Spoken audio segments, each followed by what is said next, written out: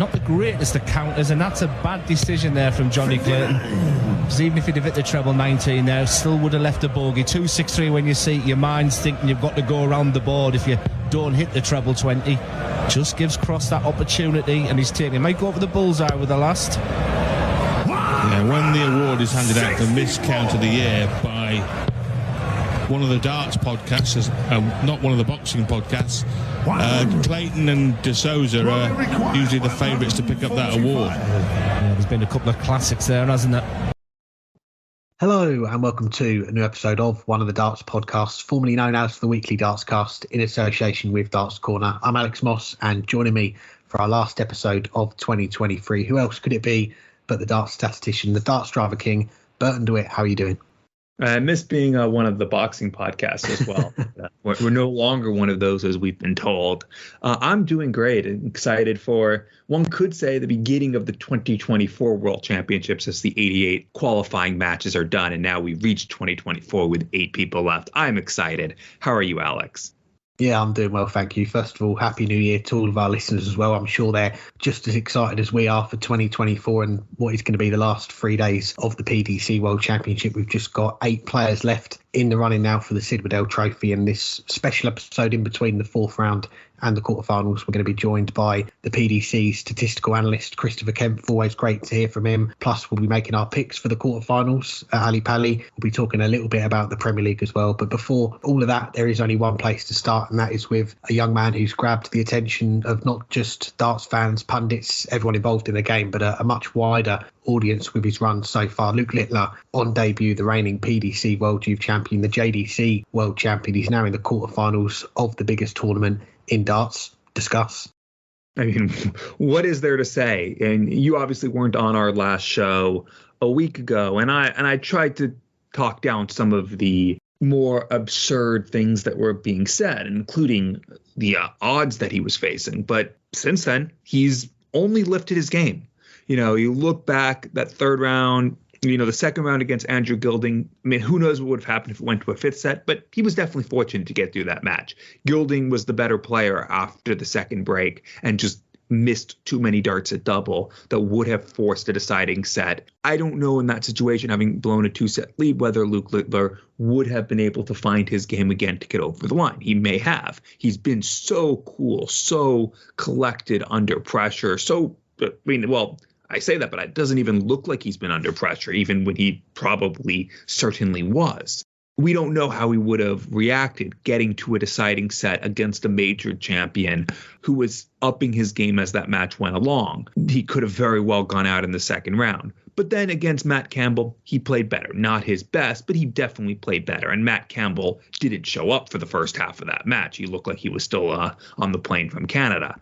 But then in that 4th round match yesterday, as we're recording, against Raymond van Barneveld, I thought that was even more impressive than his 1st round against Christian Kist, just because Raymond van Barneveld threw it back at him and came back at him. You know, Christian Kist had a brilliant first set, and it was nowhere near enough, but he was playing at a level that, well, Christian Kist had been maybe approaching earlier in the year before the injuries resurfaced and the confidence started to fade as well. But certainly not at a level we thought he could maintain. But Luke Littler threw it right back at him and almost maintained that all the way throughout. Raymond van Barneveld, though, was able to keep that level throughout the entire match and at times get better. He upped his average after that after the 2nd break to get over a ton, and nearly finished over a ton when it was all said and done. He improved his game as it went along, and Luke Littler stood that down and just kept on firing a 105 average,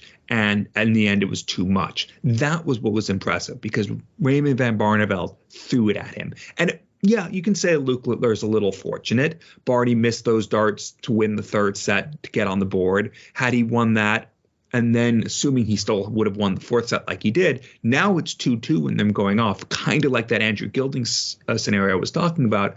Who knows what Luke Littler would have done under that pressure, coming back in an even match as opposed to being a set away up 2 sets with the darts.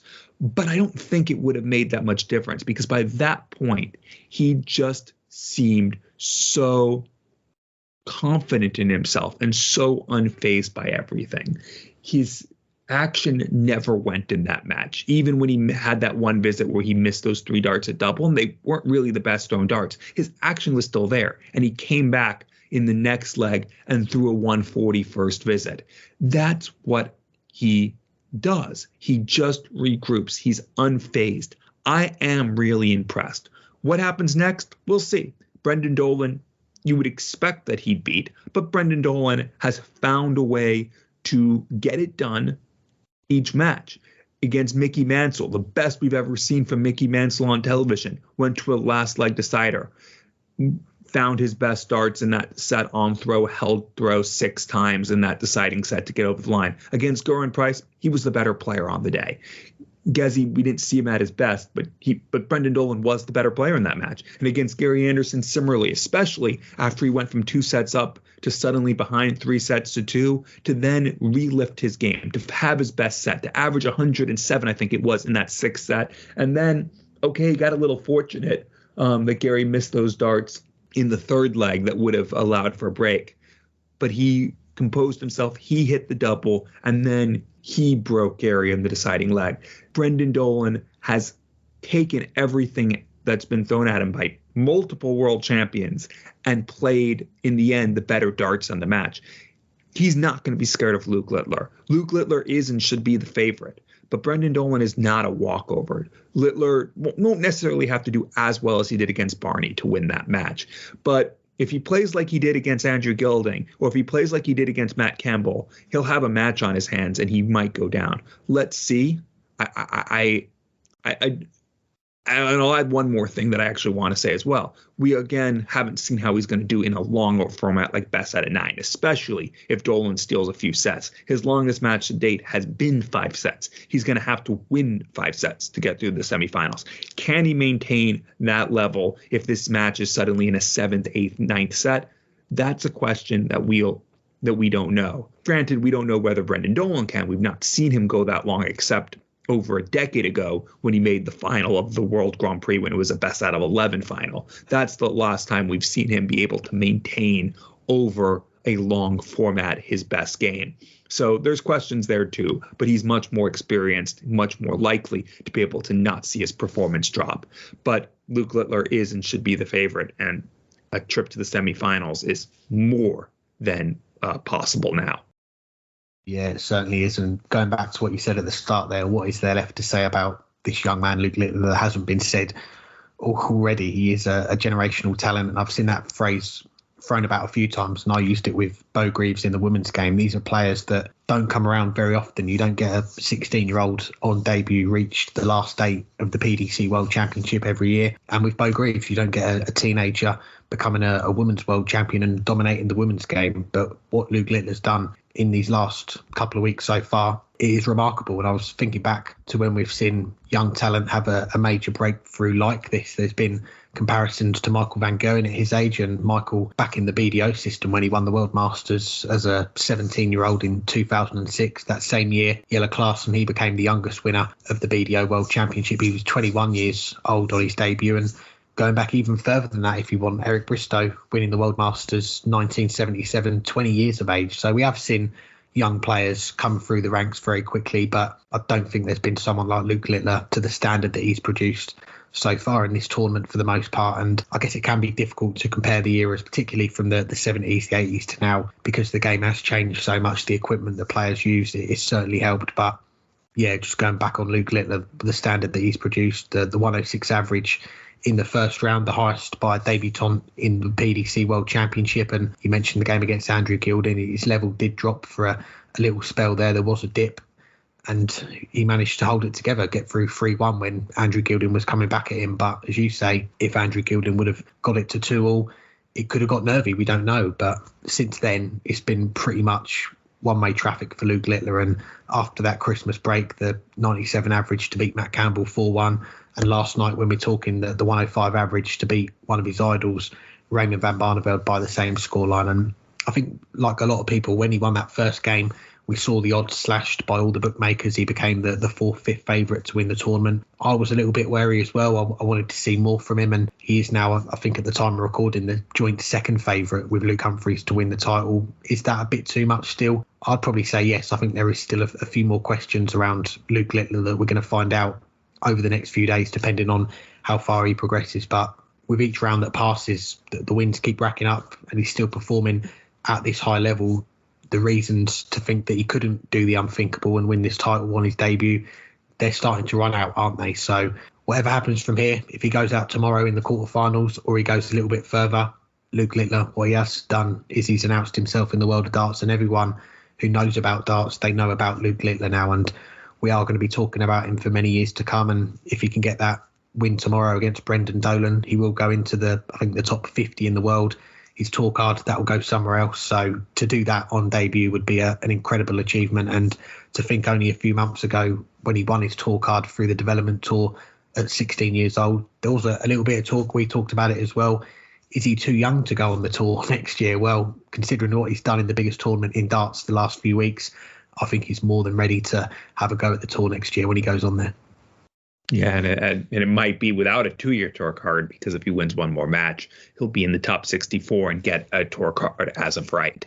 But let's talk about some of the other players. There's 7 other people who are still vying to win the PDC World Championship on the 3rd of January. If you look at the betting odds now, Michael van Gerwen has replaced Luke Humphries as the bookies' favorite to win the title.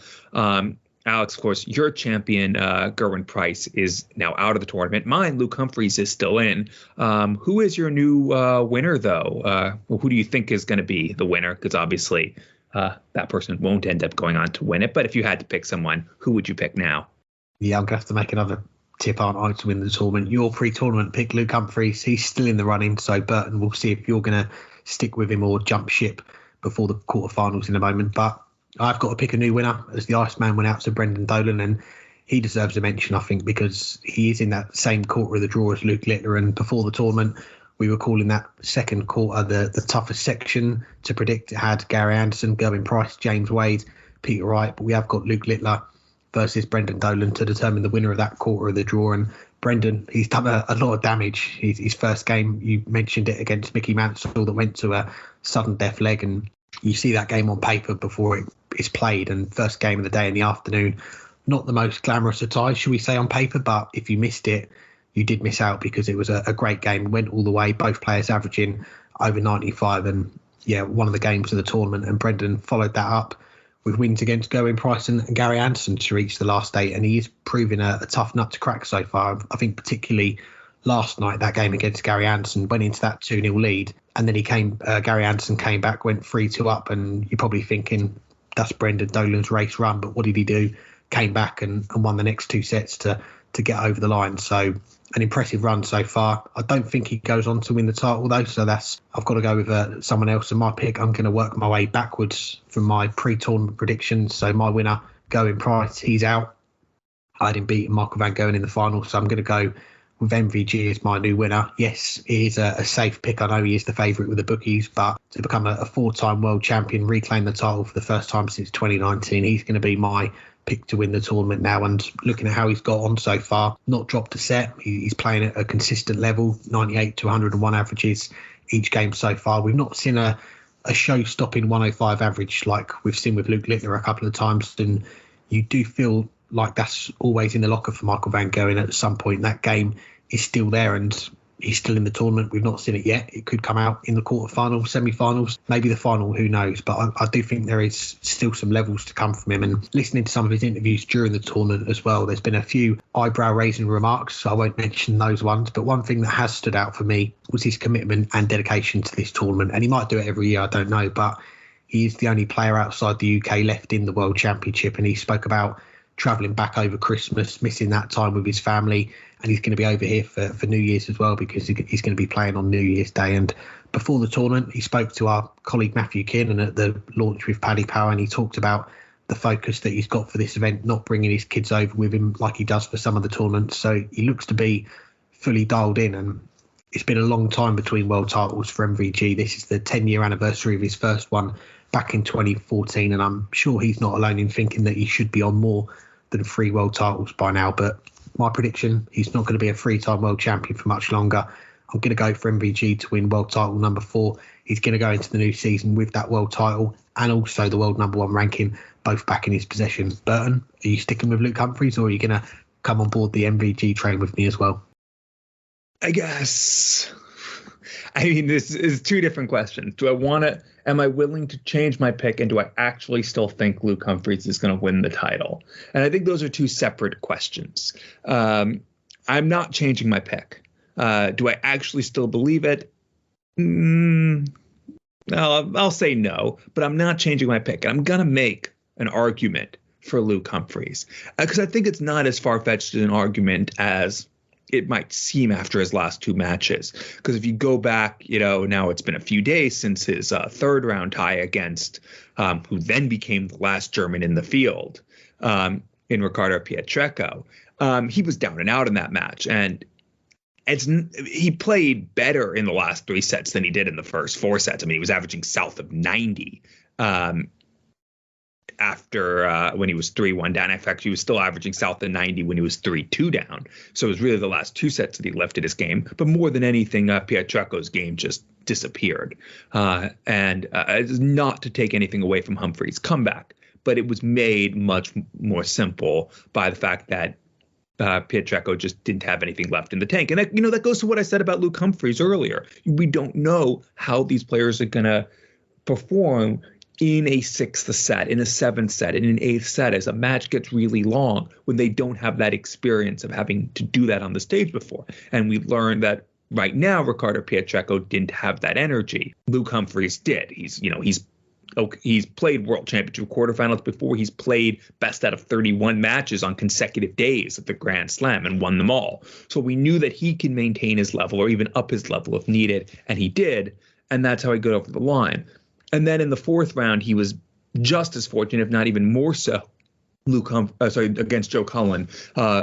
Cullen missing those 2 darts at double 18 to win early in the 5th set. It went to a tiebreak. It went all the way.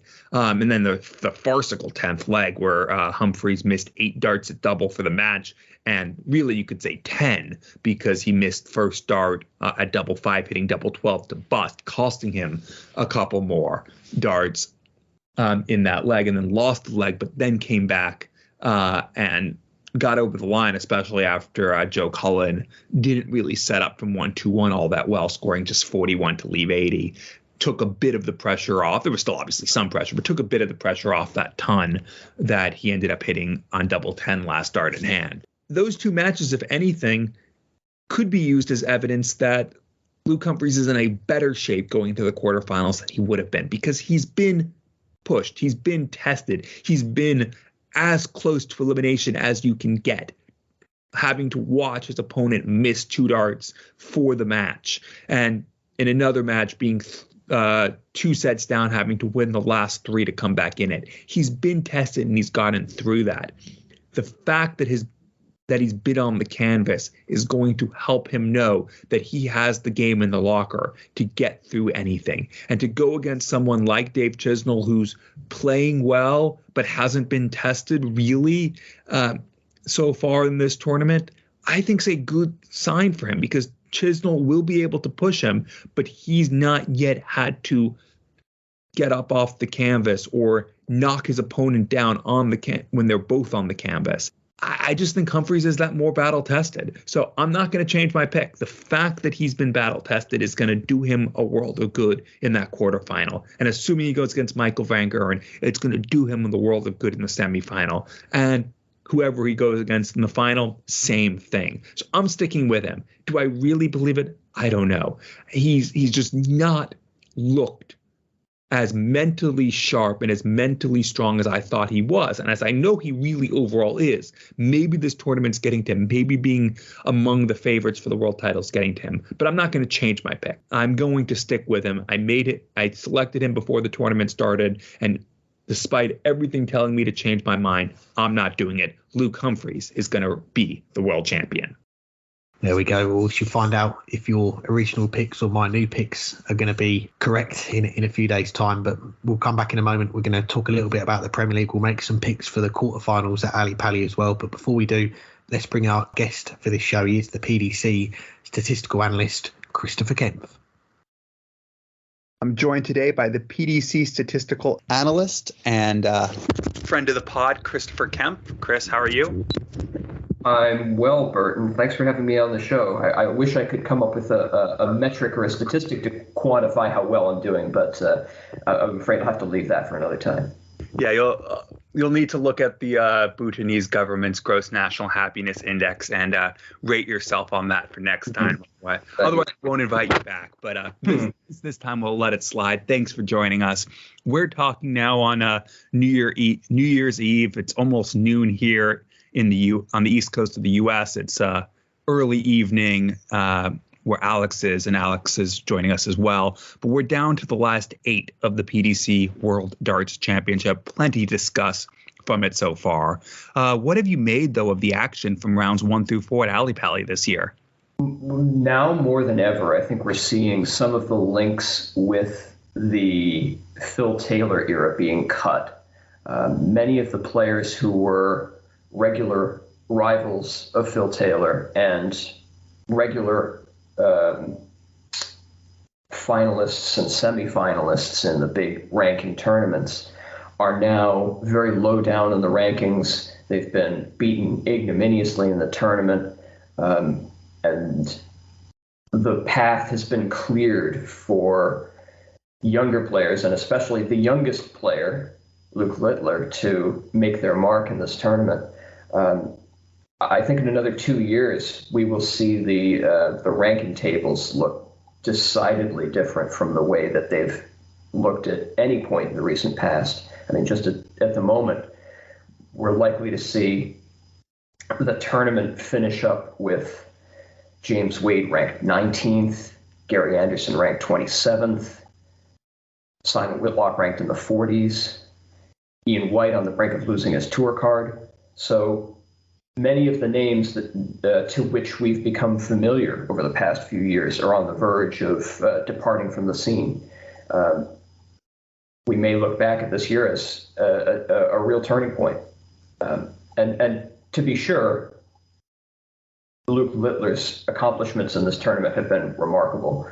But I think we ought to also save a word for the incredible performances of Chris Dobie, who has not had the acclaim that he deserves for defeating Michael Smith in such a fashion, Ross Smith in a very exciting match.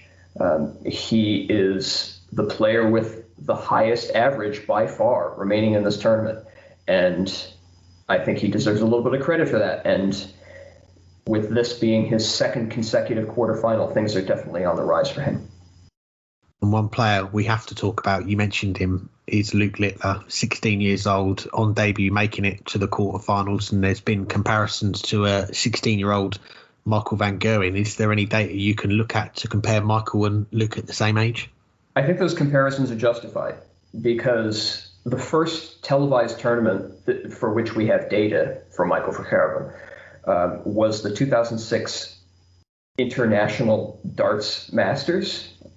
MVG entered that tournament a couple of weeks after his 17th birthday. And they're very interesting in how similar their statistics are for MVG just after his 17th birthday and Luke Littler just a few weeks before his 17th birthday. In that tournament, MVG averaged 98.5. Luke Littler is currently on a 99.7 average for his 2024 World Championship campaign. And both over approximately the same number of legs. So it's not like we can say that MVG had a much longer or harder path to where he ended up in that tournament. At this International Darts League, intriguingly, MVG also encountered Raymond van Barneveld, just as Luke Littler did last night. The interesting thing is, however, that MVG lost to RVB, averaging and Van Barneveld averaging about 100. Luke Littler decisively defeated Raymond van Barneveld, while Raymond van Barneveld was averaging about 100. So these comparisons might seem over the top at first, and to some extent they are, because we don't know what the rest of Luke Littler's teenage years hold in store for him, because MVGs were obviously so memorable. But for the time frame that we have available for both of these players, it does look like we have another superstar on our hands in the making.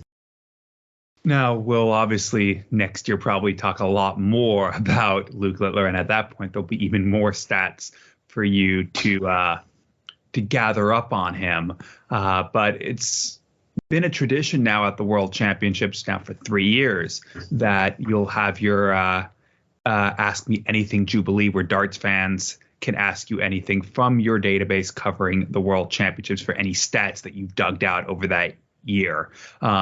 It seems like you started when I went off Twitter, so maybe that's why you started it, since I wasn't there to ask you really, really absurd stuff. But any stats that you've come across this year that caught your eye the most?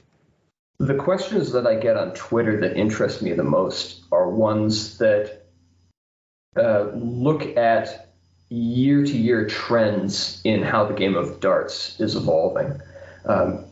Most of the questions I get are about random occurrences. Has this happened before? How many times has this happened before? But I did get an interesting question from little Richard Ashdown, who wondered if there had been a year-on-year increase in the number of double-double checkouts, because there was a time when a 100 checkout accomplished via single 20, double 20, double 20 was seen as sort of an exhibition shot and almost in poor taste to take out in the middle of a match.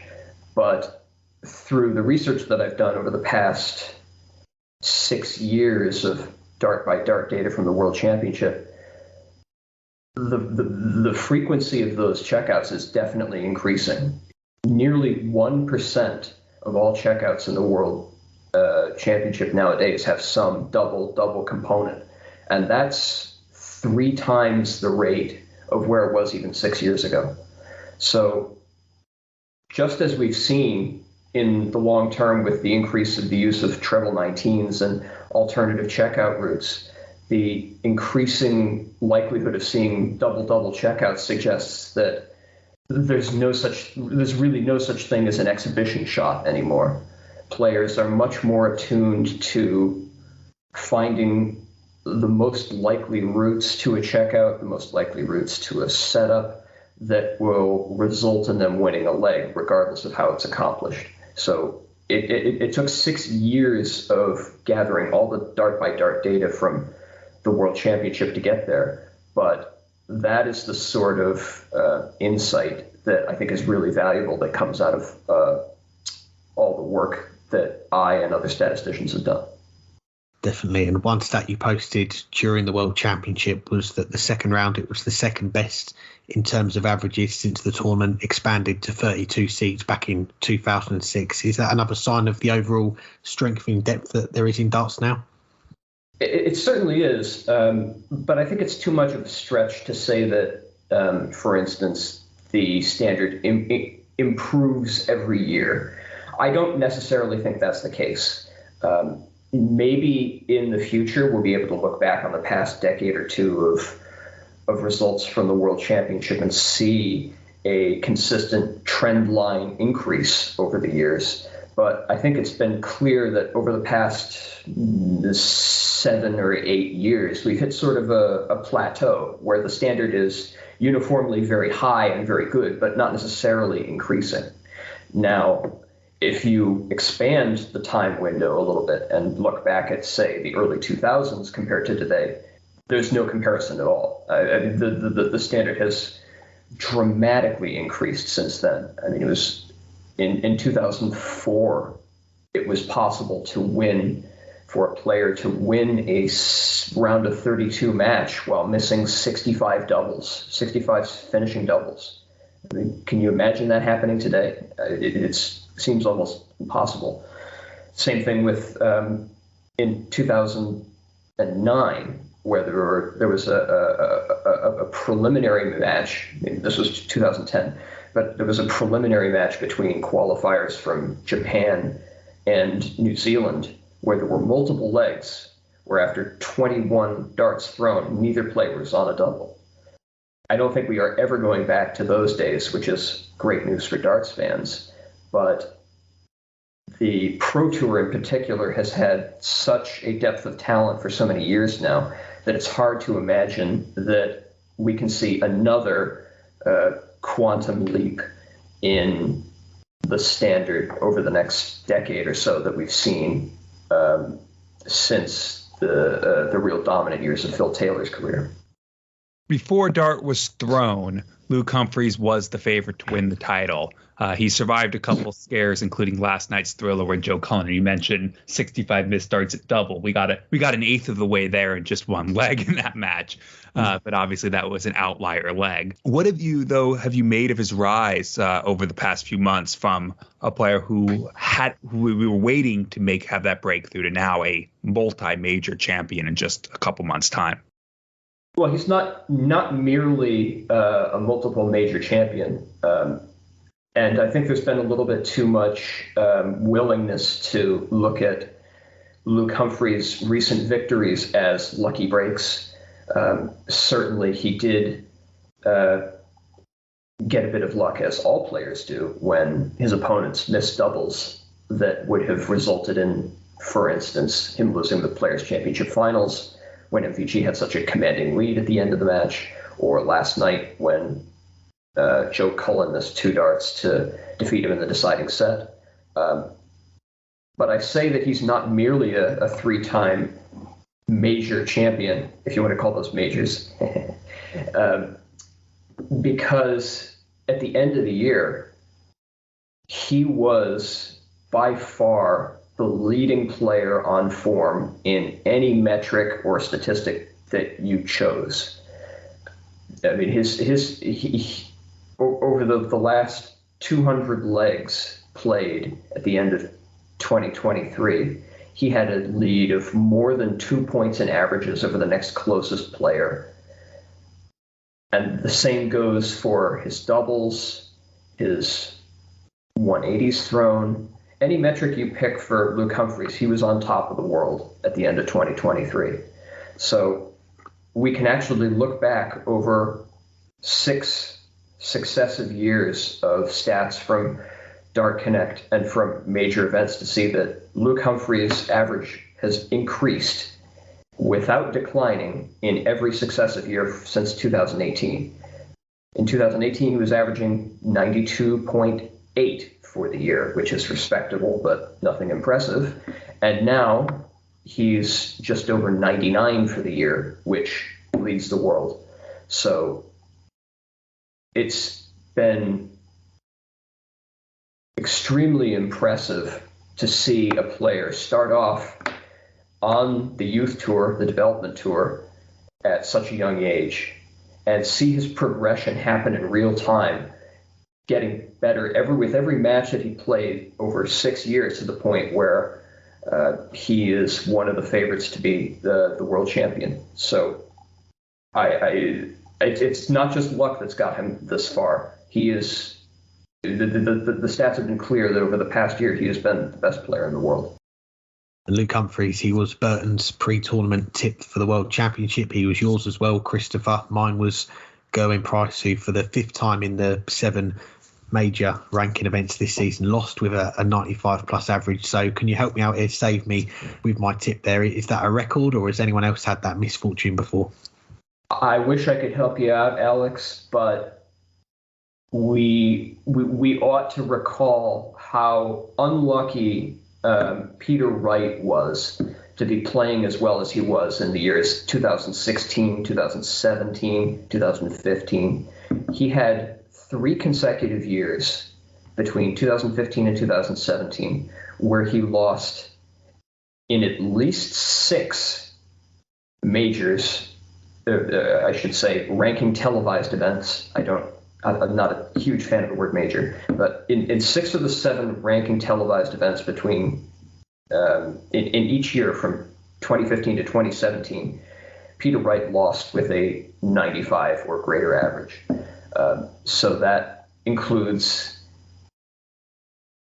more than that includes 10 matches in which he lost with an average of more than 100. So all those, with many of those losses coming at the hands of Michael van Gerwen or Phil Taylor, it really becomes apparent that as unlucky as Gerwin Price was to have lost all those matches with a 95 or greater average, it's really Peter Wright who can say, "I've been there, my friend." Those were very tough years for Peter Wright, and it doesn't look like they're going to be getting any better for him anytime soon. Well, we have one more question for you. As we turn the page on 2023, have you got any plans in the diary for 2024? Are you going to be making the trip to MSG for the U.S. Darts Masters again, or anything else that you've got lined up? Well, my great ambition for the coming year is to finally make a trip to either England or the Netherlands. If that doesn't happen, I'd certainly like to make it down to Madison Square Garden again. Just because I've spent so little time in New York City, but I'm long overdue to make a trip over to Europe and meet some of my friends and colleagues who, up to this point, I've only just talked with over the phone or chatted with on Twitter. I've even been practicing my Dutch, so I'm hoping that I'll get a chance to use it relatively soon.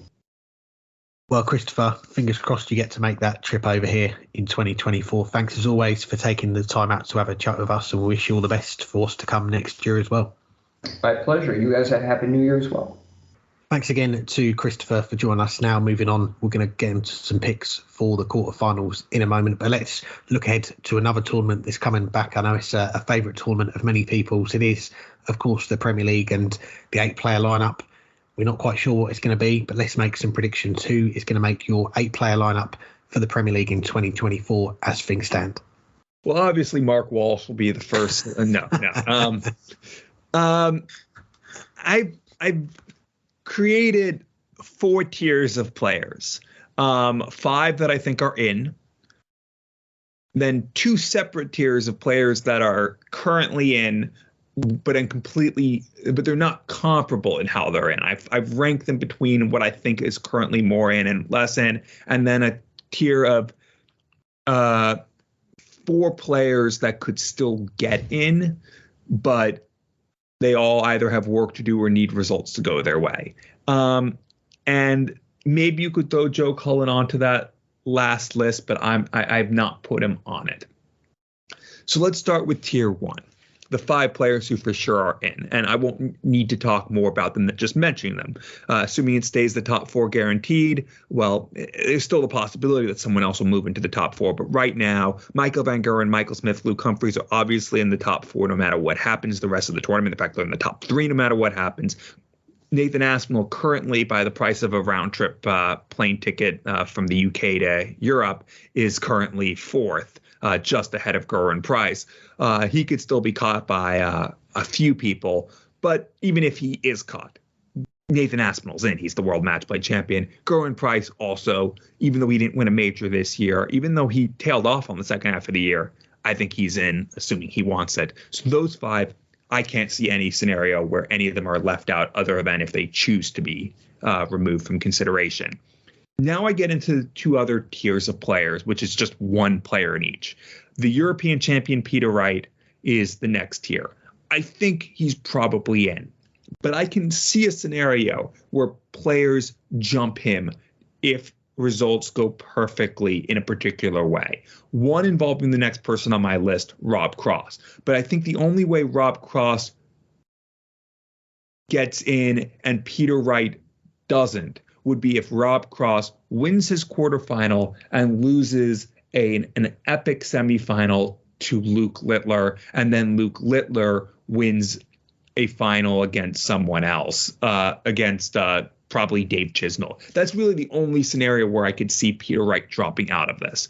Right now, he's ahead of Rob Cross because he's almost certainly in, but I think there's a scenario where he can drop out. Rob Cross is that next tier. I think he's most likely in this field, but it's not a guarantee. And if he goes out pretty comfortably to Chris Dobie, I could see two of the players from the last tier jumping him. I don't think he's safe yet. I think winning his quarterfinal probably gets him in unless he's absolutely destroyed in the semifinal. But Rob Cross currently in, but not guaranteed. And then there's 4 players that I have still with a chance. 3 of them because they're still in this field. Although, I mean, obviously you can throw in anyone who's still in this field has a chance. But I'm not saying Brendan Dolan or Scott Williams are likely enough to win the world title for me to include them in this conversation. Obviously, if they win the world championship, I think they probably do get in. But there's 3 that could do damage and could still win this world title, plus Danny Noppert that I have on the list. Dave Chisnell, Chris Dobie, Luke Littler, and Danny Noppert. Noppert, I'll talk very quickly. He can really only get in if Chizzy and Dobie both lose their next match and are non-competitive and really play their way out, and Luke Littler doesn't go on to win the world title, and neither does any others do. I don't think Danny Noppert has a strong chance after losing that first world championship match, but I can see a scenario where the others in this list play their way out and Noppert gets in. Chizzy, I think, is currently in the last spot, having won those 3 Euro Tour titles, having played at such a high level all year except on TV, but then bringing his best now at the World Championship. I think Chizzy's currently in the last spot, but he's not by any stretch guaranteed. Chris Dobie, I think, is the next person there. If he can beat Rob Cross, if he can make the world final, I think he's in. Even if he just plays better than Chizzy, maybe he'll jump him. And then Luke Littler, I think, just needs to win the world title to have a chance. But obviously, I think maybe he can. So right now, I'll say Chizzy's the last person in, but there's still a lot to play for. And even Peter Wright, as my 6th person in, is not guaranteed. Yeah, I don't know if it's just me, but I've not seen a lot of talk about the Premier League during the World Championship this year. I think usually there is a lot of discussion on social media about it. Maybe it's been the run of Luke Littler that's taken all the attention, but we are expecting the Premier League lineup to be announced pretty soon. The Masters for 2024 takes place after the first night of the Premier League season, so we already know the Masters is not going to be that unofficial Premier League buy-in like it has been for the last few years when Johnny Clayton, Joe Cullen, Chris Dobie have won the title to get in the Premier League. So it is really all down to these next few days, the last few days of the World Championship, for players to make a case for it. And you mentioned about the rankings, the top 4. 3 of those 4 spots are locked in. We know that Michael van Gerwen, Michael Smith, Luke Humphries, they are going to finish the World Championship in the top 4, so they're guaranteed in. And I think anyway they'd be in, wouldn't they, considering what they've done in the last year. Beyond that, you mentioned about Nathan Aspinall, currently 4th, but he could be overtaken if Rob Cross gets to the final, or I think it's Chizzy, Dobie, Dolan, one of those wins the World Championship. They'd move into that top 4. But like you say, Nathan Aspinall, World Match Play winner.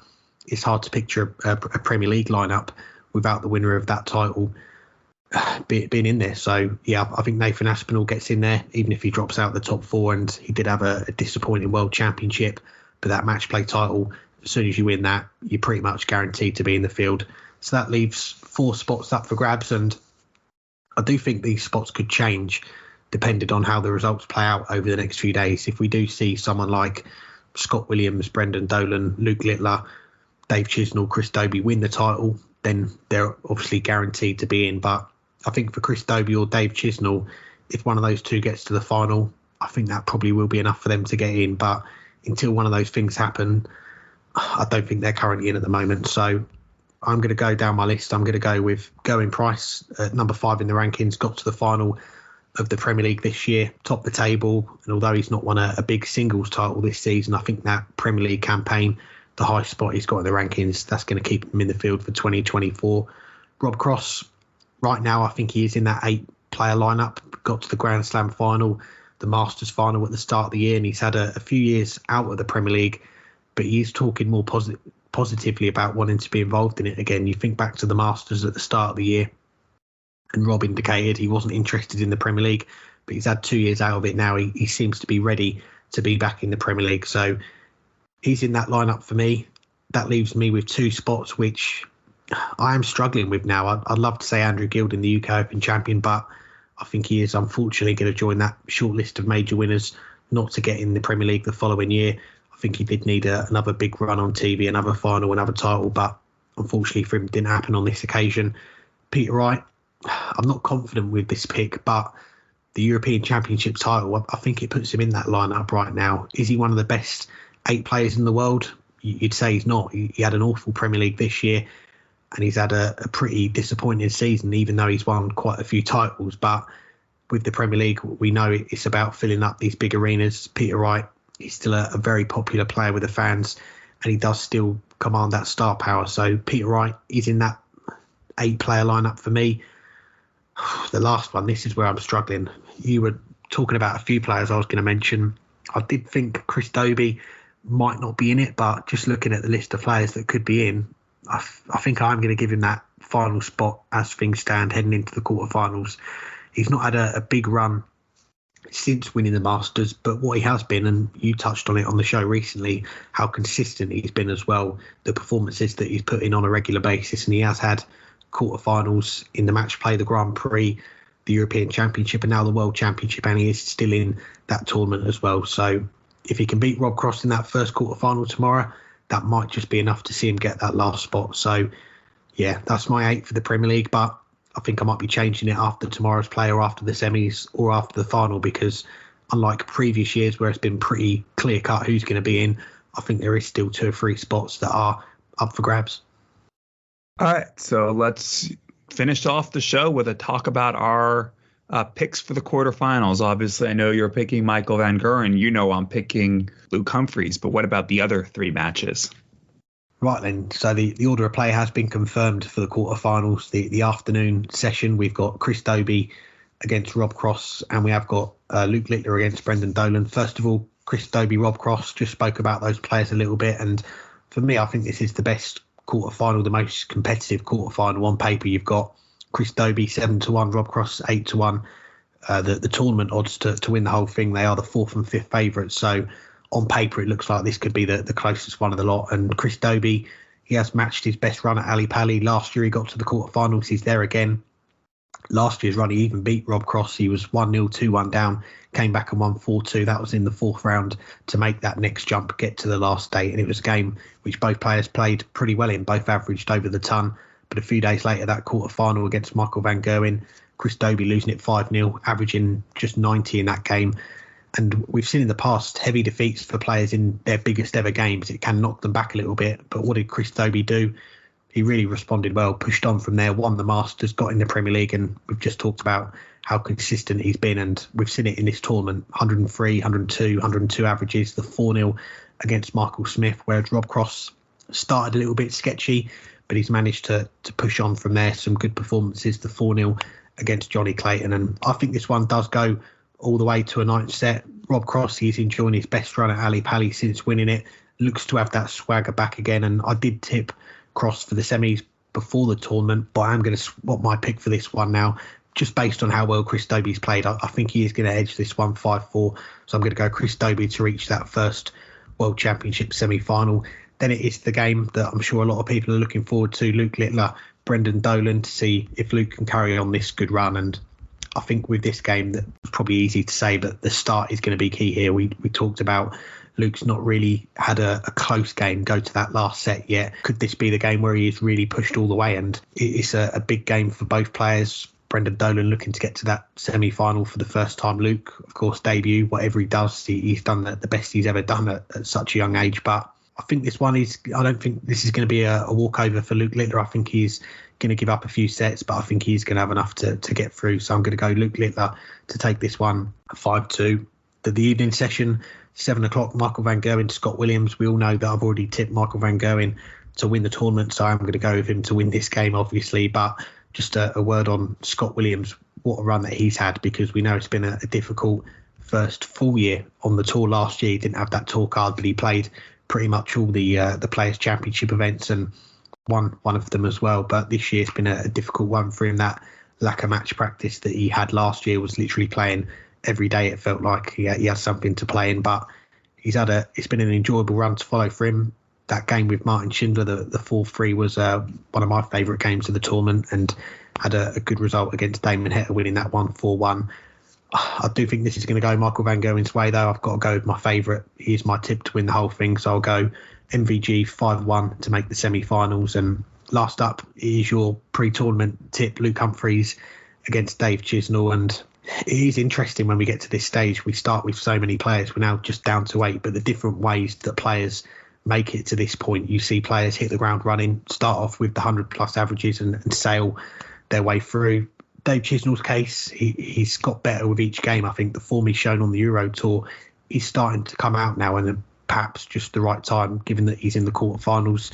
Luke Humphries, he's had to really battle to make the quarterfinals. The comeback against Ricardo Pietrexco when he looked dead and buried, found a way to win, and then surviving that classic, the sudden death with Joe Cullen last night. These two, we know they know each other very well. They've met in 5 finals away from the TV this year, 2 on the floor. They've split them 1 apiece, the 3 on the Euro Tour. Dave Chisnall, he's won all 3 of them, including that epic game in Hungary where Luke had the 9-darter and the 170 wasn't enough. He lost that one 8-7. But I'm going to go against your pick. I'm not going to go with Luke Humphries. I did have Chizzy to make the semis before the event. I did swap my pick of Rob Cross. I'm not going to do it here, though. I'm going to go Dave Chisnall to get it done 5-3. It does confirm MVG as the new world number 1, but more importantly than that, it keeps Dave Chisnall's hopes of becoming a world champion alive as well.